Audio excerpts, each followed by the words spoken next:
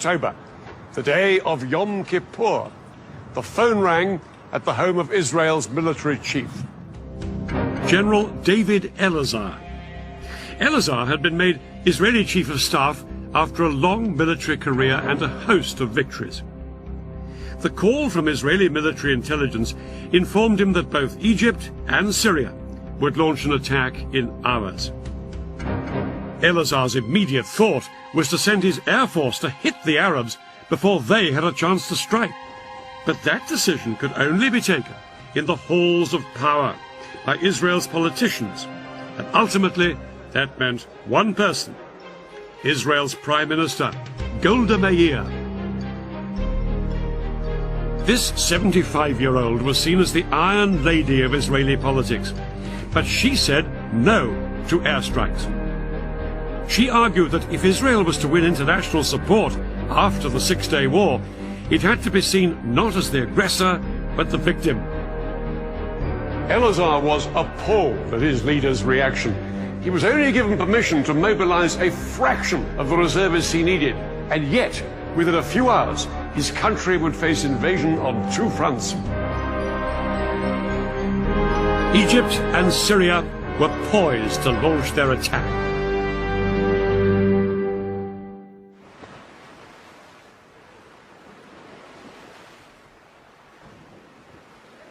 Just before 2 o'clock, the Egyptians put their part of the plan into action.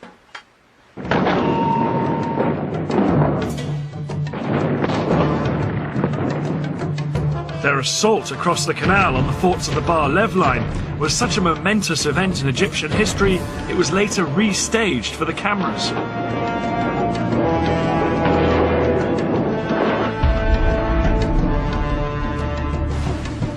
Thousands of Egypt's best-trained commandos crossed the Suez Canal in rubber dinghies. They landed on the east bank in the gaps between the forts of the Bar Lev line. The Egyptian commandos then scrambled up the high sand ramparts. They attached rope ladders to make it easier for the soldiers following on behind them.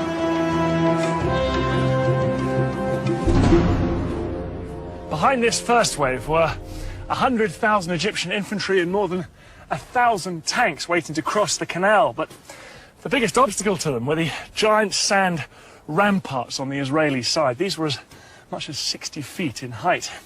It was impossible for the Egyptian tanks and heavy artillery to climb up and over them. The Egyptians experimented with using dynamite to blow holes in them, but this was found to take far too long. But then one junior engineer officer had a flash of genius.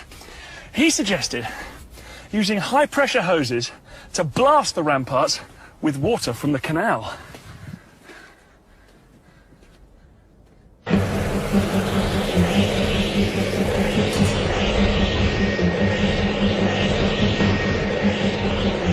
It was an extraordinary idea which would have to work if the entire Egyptian assault was to be a success.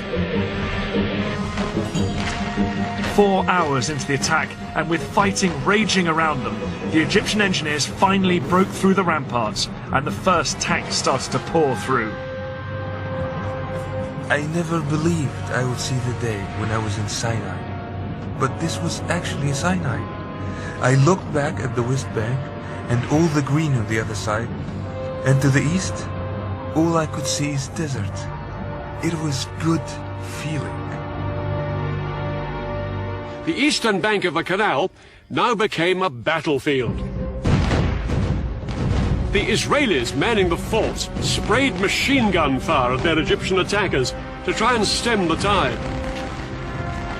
But within 2 hours, 23,000 of Egypt's infantry were on the east bank, and had advanced up to 1 mile into Sinai.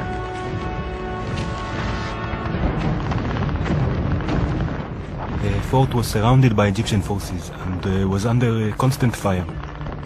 We made repeated calls for help. We fired from time to time and reported back what we saw.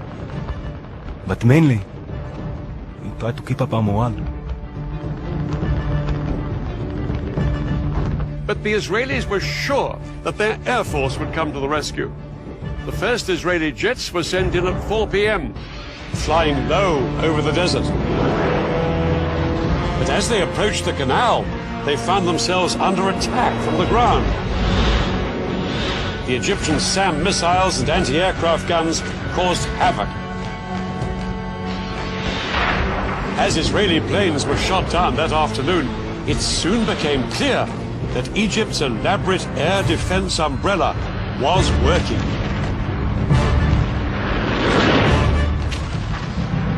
Israel's single greatest weapon, its air force, was virtually powerless to hold back the Egyptian onslaught.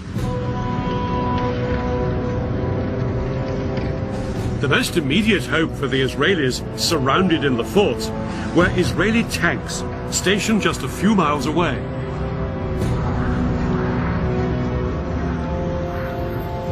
The Israeli tanks raced towards the canal. They thought they'd throw the Egyptians back as easily as they had done in 1967.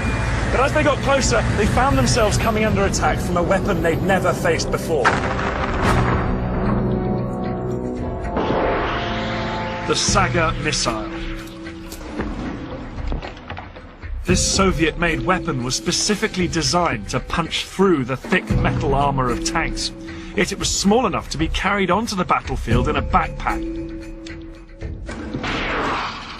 Unlike bigger anti-tank guns, the Saga could be set up in moments. This lightweight piece of kit was made all the more lethal because the missile could be steered onto its target. 1973, the Saga was turning the Sinai into a tank graveyard. The tanks, which were the pride of Israel's army, were being destroyed by Egyptian infantrymen. Israel had begun the war with around 300 tanks in Sinai. By the end of the first 36 hours, they'd lost approximately half of this number. Things were critical for the Israeli soldiers in Sinai.